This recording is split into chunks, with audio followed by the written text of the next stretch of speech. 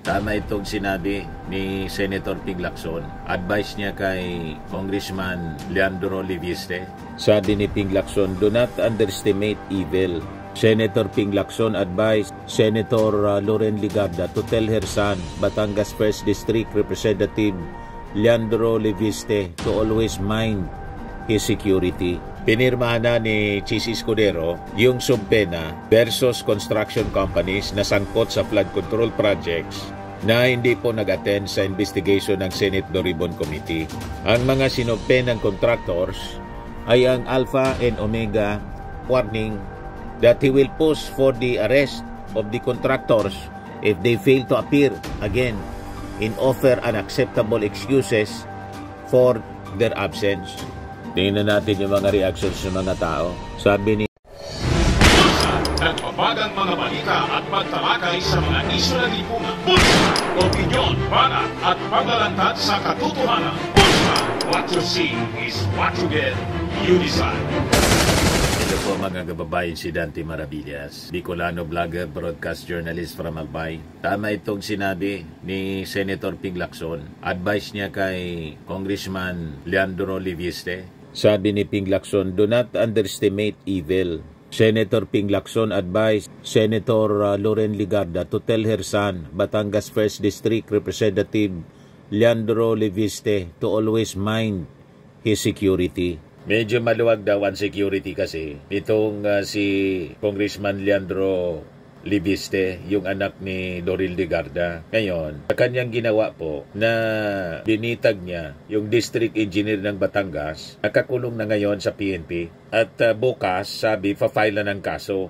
Kaya lang bukas yata, baka Wednesday na ma-file na ng kaso. Kasi dineclare ng ating Pangulong Bongbong Marcos na walang pasok bukas. Unahin ko muna pala sa inyo to kasi importante to.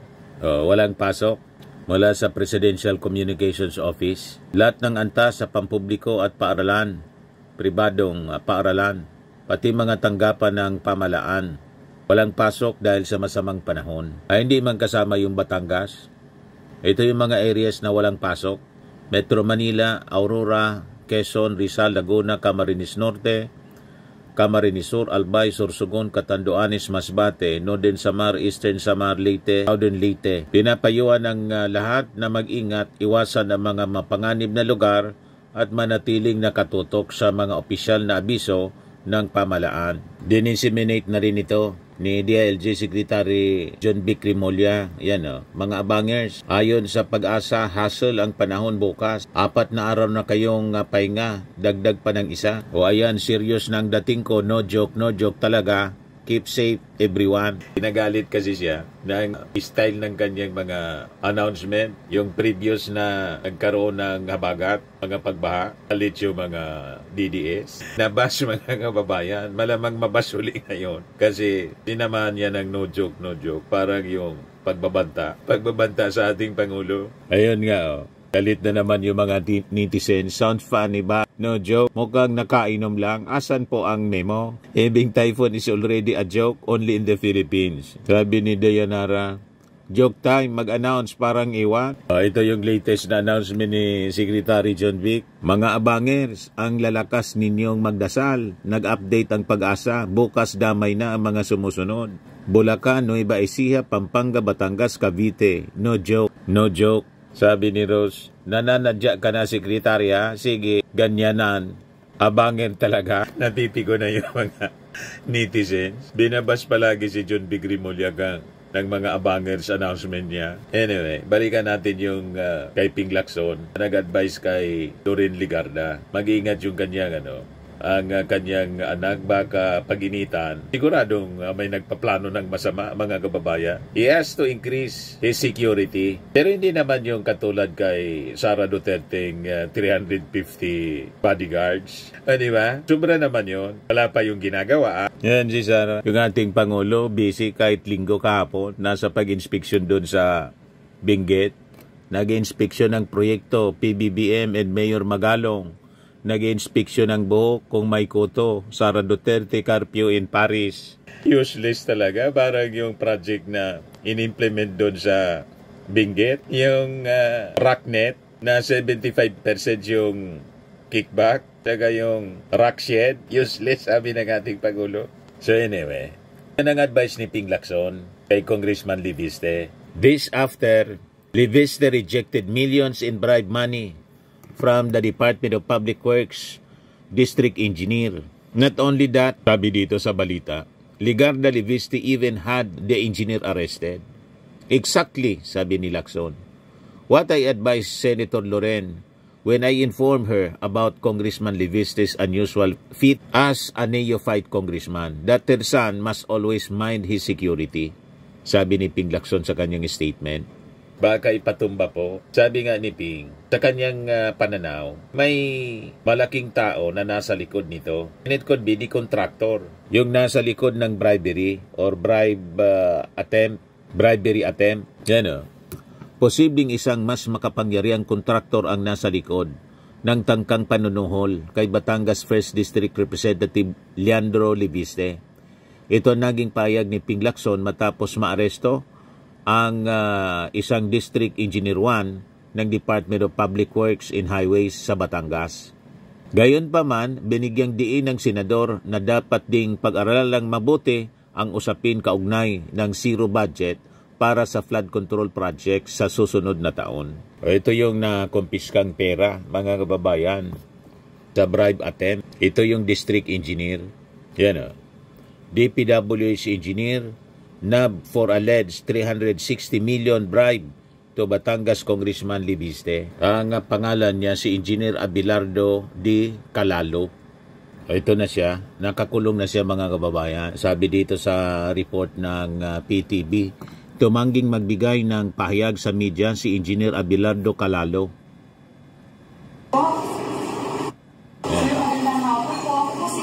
Ang naarestong engineer. Lumabas na po kasi sa balita yung update po dun sa nangyari. Baka pwede pong bakunan kayo ng panig kung may gusto lang po kayo iparating sa publiko.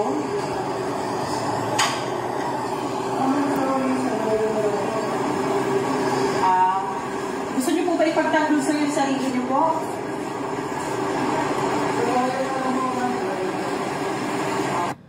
So, nakakulong siya. Ito yung mga iniimbestiga kasi na mga defective flood control project sa Batangas. Tingnan sitwasyon sa isang flood control project sa Binambang River, Barangay Santol, Balayan, Batangas. The project has been damaged since last year. What we are doing today is measuring sheet piles in the presence of DPWH, sabi po ni Batangas 1st District Representative Leandro Ligarda Leviste. Yan o. Sira-sira, mga kababayan. Grabe pong korupsyon. Kaya sabi ni Ping Lacson, billions of public funds niya are involved or at stake in a game he is in that he cannot underestimate evil. So, lahat ng ito, mga kababayan, dahil sa pangunguna ng ating Pangulong Bongbong Marcos, sa pag-expose sa sumbong ng Pangulo, na-inspire ang ating mga leaders. Ito nga, sabi dito sa balita ng Manila Bulletin, Mayor Joy backs PBBM's directive on LGU permits for infrastructure projects. Si Joy Belmonte ng Quezon City. Sabi ni Mayor Joy Belmonte, ito anyang directive ng ating Pangulo is a vital step in ensuring that every government initiative is responsive to the needs, priorities, and safety of our citizens. Palalakasin niya nito yung intent ng Local Government Code which mandates meaningful participation ng mga LGUs sa pagpaplano at implementation nitong mga projects that directly affect their constituencies. Pero sabi dito sa balita, before this national directive, Quezon City had already institutionalized the same principle through City Ordinance Number SP 2939 Series of 2020, which mandates all national government agencies, offices, and corporations to coordinate with the city government before implementing projects within its jurisdiction. In Quezon City, sabi niya, this process guarantees consistency with our drainage master plan and other long-term strategies while safeguarding the responsible and efficient use ng public funds derived from the hard-earned taxes of our people. Ayan mga kababayan, so nagustuhan ng mga local leaders ang naging aksyon ng ating Pangulong Bongbong. Dapat man talaga ganon. Purposely, inalis nila yung ganyang policy para sila lang ang nag-uusap. Purposely dinesign nila para ito na nga po, makalusot sila sa kanilang mga ginagawang katarantaduhan. Ay hindi na yan po pwede ngayong administrasyon ng ating Pangulong Bongbong. O ngayon, ang sabi dito sa balita, pinirmahan na ni Chis Escudero yung subpena versus construction companies na sangkot sa flood control projects na hindi po nag-attend sa investigation ng Senate Blue Ribbon Committee. Ang mga sinubpenang contractors ay ang Alpha and Omega General Contractor and Development Corporation, Miss Cesara Diskaya, yung presidente. Royal Crown Monarch Construction Supplies Corporation, Romeo Miranda, president. Centerways Construction and Development Incorporated, Mr. Lawrence Lobiano, president. Ito yung nagbigay kay Chis Escudero ng 30 million na campaign fund noong 2022 election. St. Timothy Construction Corporation, Miss Maria Ruma Angeline Rimando, president. Hightone Construction and Development Corporation, Mr. Edgar Acosta, president. Taga rito yan sa amin, sa Legazpi. Sunwest Incorporated, Miss Aderma Angeli D. Alcazar, president, CEO. Ito yung inuugnay kay Congressman Ako Bicol. Itong dalawa, Congressman Kito ko, former congressman, and Saldico, incumbent Ako Bicol Party List congressman. LR Tiki Builders Incorporated, Mr. Luisito Tiki, president. Top-Notch Catalyst Builders Incorporated, Mr. Yomir S. Villanueva, president. MG Samidan Construction, Miss Marjorie O. Samidan, authorized managing officer. Tapos yung Wawaw Builders, Mr. Mark Alan Arevalo, General Manager. So sila yung mga hindi nag-attend. Iba-iba yung rason kung bakit hindi sila nakapag-appear sa unang ginawang investigasyon ng Senate Blue Ribbon Committee. So tingnan natin, sabi September 2, yung susunod na hearing sa Senado. Ngayon, si Jingo Estrada na warning that he will push for the arrest of the contractors if they fail to appear again and offer unacceptable excuses for their absence. Tingnan natin yung mga reactions ng mga tao. Sabi ni Enrique Carrera, kasama na yung financier mo. Kasama nga sa sinumpena yung Centerways. Tingnan natin kung maitatanong yung tinanggap ni Chis Escuderong 30 million. Sabi ni John G. Black, dapat kasama din kayo. Investigador suspect. Yan nga po, dapat hindi sila yung nag-iimbestiga, kundi sila yung iniimbestigahan. Kaya duda yung ating mga mamamayang Pilipino sa ginagawang investigasyon ni Marcoleta. Sabi ni Norman Lonceras, dapat po ipatokan nyo na ang ayaw sumipot. Total, mga magnanakaw naman yan sa kabanang bayan. Sabi ni Renata Lagonzad Adona, lahat kayo imbestigahan, hindi kayo mag-imbestiga. Sabi ni Helen Nagrampasisyo, focus lang gagawing investigasyon ng mga bulaang senador na yan. Sabi ni Tito Siamri Torres, same kay Napolis yan. Napolis at ang kontraktor lang mapaparusahan. Yung mga senador, mga kababayan, nakalabas, si Napolis nakakulong. Yung 12 billion pork barrel scam. May mga nakulong man. Si Enrile, si Jinggoy, si Bong Revilla. Kaya lang lahat nakalabas. Si Napolis po nakakulong.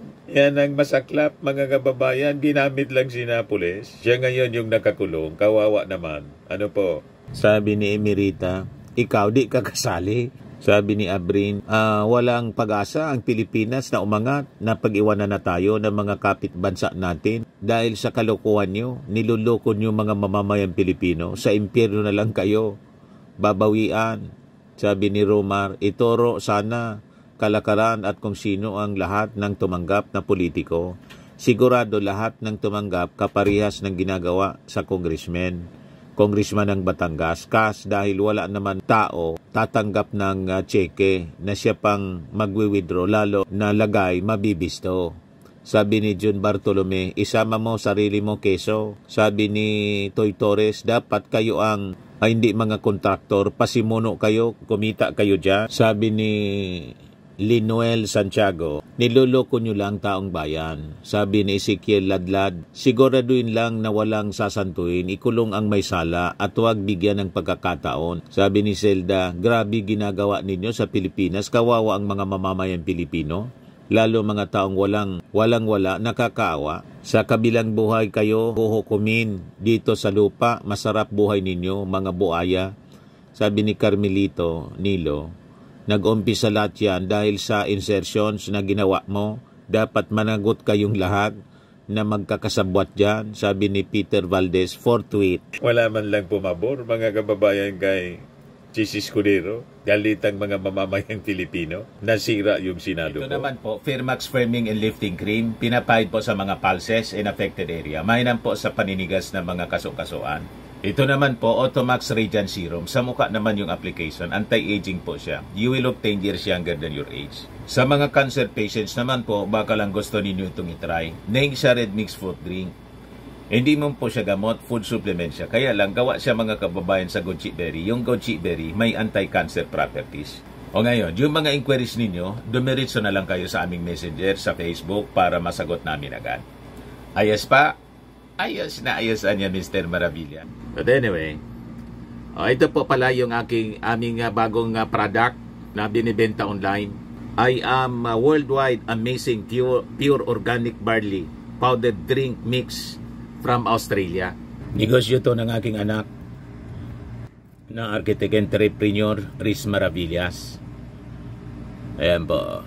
Kontakin na lang po ninyo siya, Riz Maravillas on Facebook. Ang mga health benefits niya, boost immunity, improves digestion, enhance energy levels, packed with antioxidants, prevent cancer. Sa mga nagana po ng malinis and spacious fitness gym, pumunta lang po kayo sa aming Colossal Fitness Gym. May Grab Car Rental din po kami. Ito naman po yung bago naming product na binibenta online.